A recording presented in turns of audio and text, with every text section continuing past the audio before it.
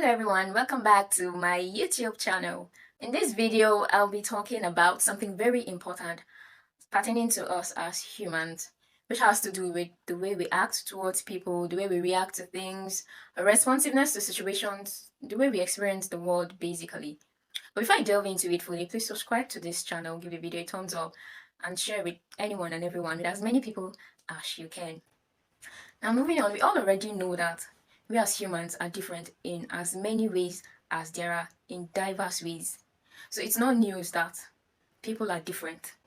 Now we are built up differently in our thoughts and action, in our physique, and say in individuality, in sexuality, culturally, racially, and what have you. Now there are factors that to an extent affect the way we behave. It could be family background or upbringing, the kind of company we associate with, the friends we have, the environment we stay, and all of that. But then our natural reactions is due to our temperament, which is the basis of this video, which influences virtually everything we do. See, from the way we communicate and relate with people, the way we study, the way we shop or sleep, basically everything and anything you can think of.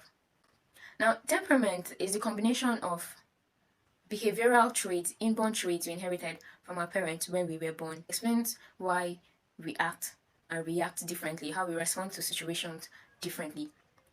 Our temperament is our unique wiring, and it's not influenced by experience. It is influenced by genetics and it's biologically based. Temperament is the tendency to adopt and exhibit some behaviors or react in a specific way to some things. There are different temperaments. But before I explain the temperament, you should know that there's no person that's 100% a temperament. We all don't fit in squarely to a particular temperament. We're usually a mixture of at least two temperaments. But they will have traits that are dominant in one temperament and have traits of other temperaments that will be our secondary temperament. So the temperaments we have are the choleric temperament, the melancholic temperament, the phlegmatic temperament, and the sanguine temperament. So if you're an extrovert, you're most likely to be a sanguine or a choleric. But then if you're introverted, you're either phlegmatic or melancholic. Characteristics associated with the choleric temperament is dominance and assertiveness. The choleric temperament is goal-oriented. Cholerics are go-getters. They're almost always working on something. They'll finish working on this thing and they want to get on to the next thing. They have leadership traits. They like to lead. They are self-confident and decisive. A typical choleric person is someone that will go on vacation with work. They are there to relax, rest, have fun with friends or family, but then they're coming along with work because work is the love of their life. Work is before anyone or anything else. They tend to prioritize set goals and their work over building and fostering relationships. Their weaknesses is that they tend to be aggressive, they are quick to react, they're domineering, can be rude, they are unemotional, they are not really affectionate. Then we have the melancholic temperament. Melancholics are analytical, they are creative, they love orderliness, they are organized, they are perfectionist. They almost always find fault in something. They are never satisfied with something. They'll work on something, they'll have to go over it again and again and make sure there are no loopholes. But then they tend to give in to self-doubt. They can be hard on themselves and other people. They also have the tendency to be sad and moody when things don't go their way. They are quiet people and they are reserved. They prefer to work alone. They are not the best team players. Then we have the phlegmatic temperament. The phlegmatics are laid-back people. They are calm, gentle, peaceful, quiet. They tend to be empathic when dealing with people. They tend to avoid any form of confrontation or argument or crisis. They love comfort, they love their space, not sociable, and they invariably give in to mundanity. They don't give in to innovativeness or creativeness. They're comfortable with their routine. So their weakness is that they tend to procrastinate a lot. They are procrastinators, they are unmotivated, they are slow, they are selfish, they are lazy.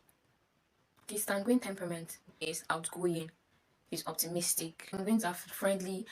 Someone with sanguine temperament loves fun, is the people person, the life of the party. They are adventurous and creative. They are sociable and outgoing. But then their weak point is they tend to exaggerate. They're egocentric. They're undisciplined. They are forgetful. They tend to have issues concentrating, and they're impulsive. So these are the temperaments we have. Now the choleric is a task-oriented extrovert, just like the melancholic. Melancholic is a task-oriented introvert. Then the phlegmatic, they're more of people-oriented introvert. So also the sanguine is a people-oriented extrovert. Know that no temperament is better than the other. They are all unique in their own ways. And we see that they have their strengths and their weaknesses. The idea is you learn about the temperaments of others, know and understand your own temperament. You help you become a better version of yourself. The idea is so you know and lean on your strengths, zero in on your weaknesses, and work on those traits that need to be worked on. It's not so you blame bad behavior and temperament and say, I am like this, so it's going to be like that. No. It's not also so you go guilt tripping people or calling them out, or character shaming them and saying you are this or you are that. No. It is so you understand people better and be more patient with them. You don't go all judgy when you see people act some type of way. You don't expect people to think or act the way you do, because people are different, of course, so we won't act in the same way. No more on temperament. There are tons of books you could read. Get books and read and study them more, understand them for yourself. You could also go on the internet, read articles on temperament, study them carefully. Having said all of this, it will interest you to know that yours truly is a phlegmatic. A lot of people consider me quiet, and someone once told me I was introspective, although I think I can also be extrospective sometimes.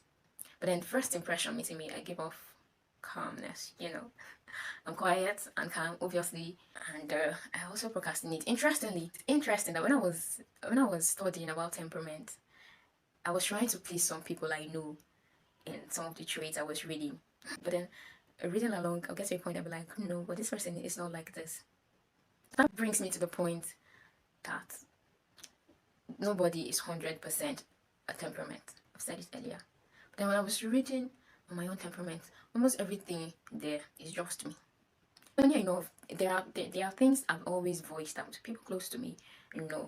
I procrastinate a lot. Not like I'm proud of it. I'm working on it. I mean, I'll eventually do what I have to do, right? It's not like I run from work. I'll do what I have to do, but then it takes like forever before I get it done. And then I take my time. Anything I'm doing. I'm also lazy, which I'm not proud of. And I know that I still work when I have to. I mean, if I don't work, it will work for me. So, but then if I can have my way, oh my God. I just love my comfort zone. I so much love comfortability that anything taking me out of my room, if I have to leave the bed, it's a lot of work, and I do not like stress. I work when I have to, and chores is something I do every day. I can't run away from it. I don't like dirtiness, so I'll have to clean and do chores that I have to. Like I categorically run from work. I love personal space. I love my space. So you could also comment below what your temperament is. If you're not so sure, start your dominant trait in the comment section. Then perhaps I'll let you on what is likely to be your temperament. You could also go online. There are several tests you could take. Maybe answer a quiz that will help. And you need to be objective when answering those questions. Sometimes we tend to project ourselves in a way that we want or in a way that we think we are. It may not really be what it is. So you could also ask someone else. You will list out some of your traits. Someone who knows you anyway. It could be your friend or a family member. Compare the traits they list out with yours. See what temperament. It may not be 100% accurate, but it will shape your mind towards a particular direction to give you an idea of what temperament you are, so maximize your strength. So thank you so much for watching till the end. Thank you so much for watching up until this point. Do not forget to share. See you soon. Bye.